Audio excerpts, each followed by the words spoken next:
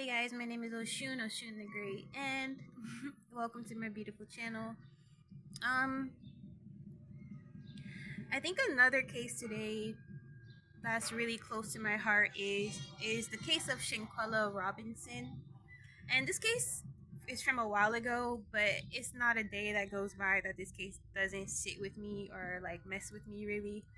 And being that I'm also a black woman in Mexico, it impacts me a lot. And I recently posted a story about my destiny swapping attempt. Basically, I was living in a shared living situation where a girl got very jealous of me, and this actually happens, that gets very jealous of me and wanted to fight me over the male gaze and all this stuff and competition. And she had ended up sleeping with the landlord, and the landlord wanted her to beat me up too because I wouldn't sleep with him. It was a mess.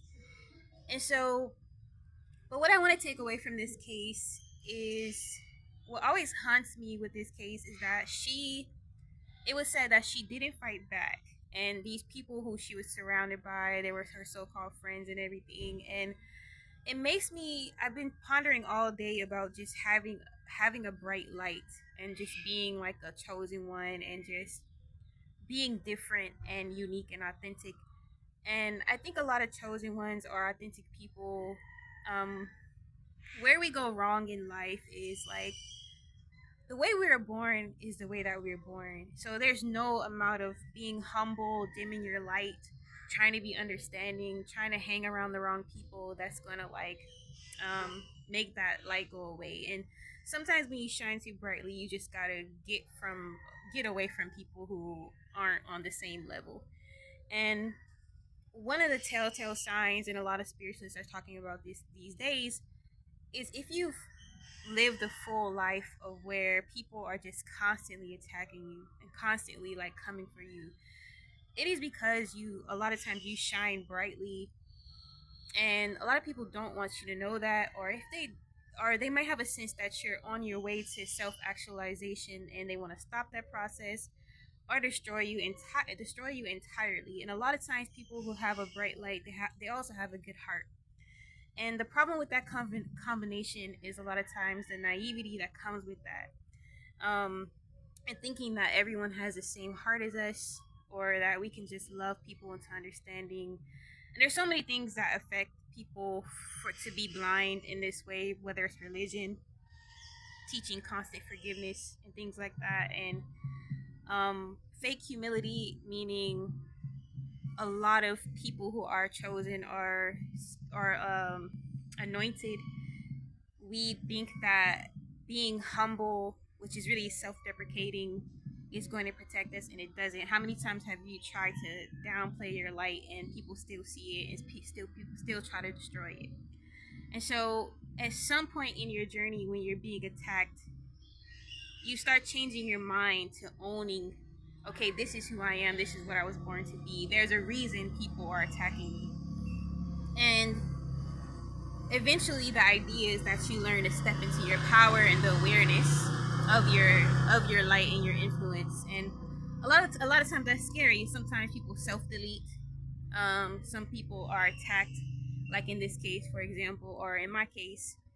Until this day, I can't believe it because I'm sitting here like, oh, I have nothing for people to be jealous of, and the whole time, people are keeping tabs on how people react to you, how people love you, admire you, how you shift the energies in the room that you walk in, and things like that. And so it's really important to be aware of your light and own it, and also learn to protect it. And it's not crazy to protect yourself, basically, because again, a lot of people who are chosen have good hearts and they don't know how to protect themselves, or we've been conditioned a lot of times to just have no boundaries. And so again, something to take away from this case is that it's okay to have a good heart. It's okay to acknowledge your light and your power and to protect yourself. And actually, though it was said that Shanquella Robinson didn't fight back, she was actually what empowered me to stand up for myself in my setup situation. And it was like, I don't want to end up like this situation. I know what this is. She was the reason why I could tell what the situation was about, on a jealousy, on a envy level, on an energetic level. And because I stood up for myself in a way, I graduated that night of being kicked out of the house, which is the best thing that could happen, really.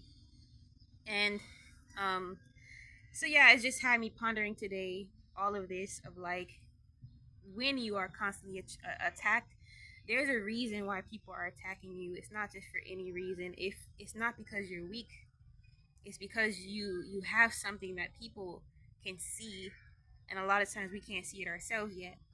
And the whole thing about coming into ourselves is not about becoming per se, it's remembering who we are and our essence, um, and learning how you can take the steps to fully embody your essence and to become self-actualized. And so on the way to becoming self-actualized, people want to stop it in very crazy ways, because it's like being in spiritual warfare, right? You're constantly in a war until you remember, and then you can become self-actualized in the physical world, and that's when you level up, and that's what people want you to stop, want to stop from happening. And so yeah, it's just something to know, and you're not crazy. This is what the real world can entail. And something that I posted today on Threads was, the toxicity of love and light spirituality is the fact that they can't name what evil is. And that is the biggest downfall to our progression as human beings on a personal and collective level, because we need to be able to name evil what it is. Simple as that, because then you can be prepared, you can survive, and then eventually be self-empowered. And again, a lot of people don't want you to be self-empowered because this world runs on hierarchies and power dynamics that don't want you to step in your full power. But fuck that.